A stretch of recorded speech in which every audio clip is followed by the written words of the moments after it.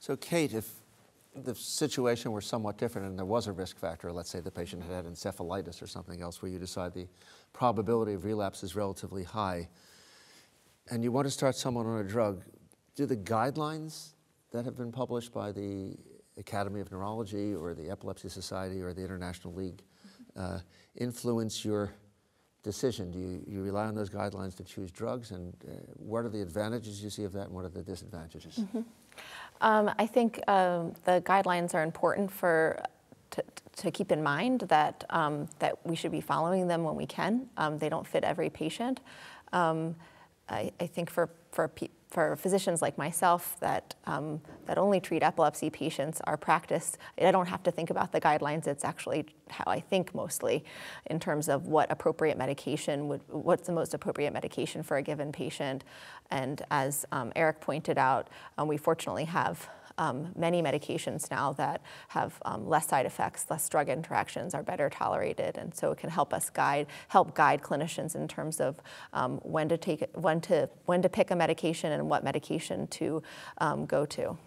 What are the limitations of the guidelines, though, Trevor, perhaps? I think guidelines are just what they are, which is guidelines. They're not templates, and although, as Kate's saying, the majority of patients or scenarios fit those guidelines, in a majority of cases, there are patients who fit outside of that bell-shaped curve.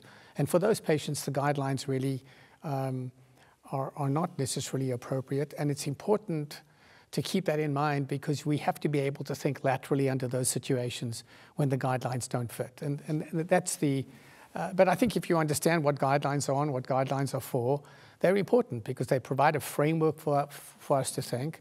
As Kate was saying, I think for those of us in the field, we tend to do it and then look back and say we are following the guidelines because that's the way it is. Right. And while I'm moderating, I can't resist interjecting one opinion to be a slight curmudgeon, perhaps, in this. But I think it's important to remember that the guidelines are a best practice, but they're based upon clinical trials that are published that have major limitations. So my average patient that I treat in the office does not qualify for any clinical trial. Right? The clinical trials have very specific criteria, and it's a small proportion of my intractable patients who I can put in clinical trials. So the data from the clinical trial used to develop the guidelines already doesn't quite apply, strictly speaking. Secondly, the data is generated by pharmaceutical trials met to meet FDA guidelines, and the big gap there is that the FDA doesn't like comparative trials. They want a drug against placebo, or perhaps a drug against natural history they're now starting to allow.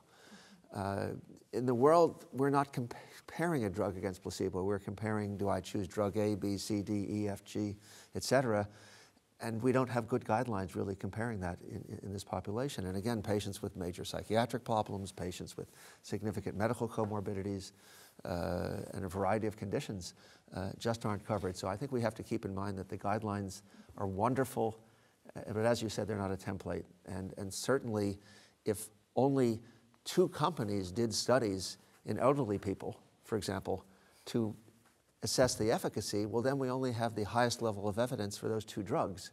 It doesn't mean the other drugs might not be equally good or better. And that's a limitation.